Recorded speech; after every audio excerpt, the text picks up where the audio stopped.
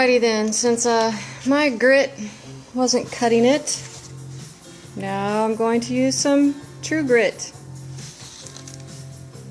Sandy paper. Watch me go.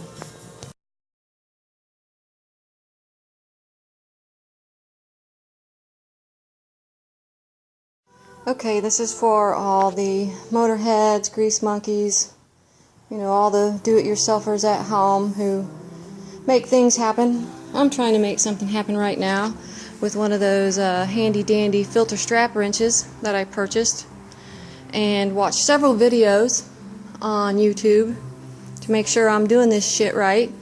And I find it very difficult. Bending the filter pretty good, that's about it. I'm about to try something that might make it work for me. Came up on this on my own.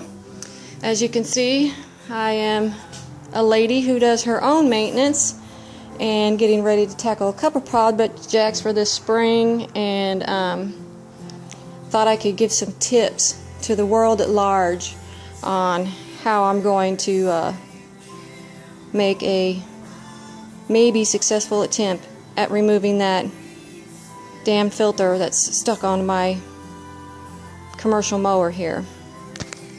Okay, I got this on there and in place, left for Lucy, and because I don't have an extra stage hand, I'm going to have to cut it short here, but I'm going to give it some wrenching time. More later.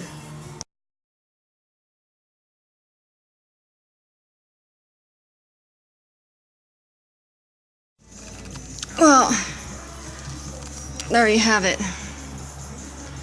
A little bit of 80 grit and a whole lot of ass. Who's your mommy?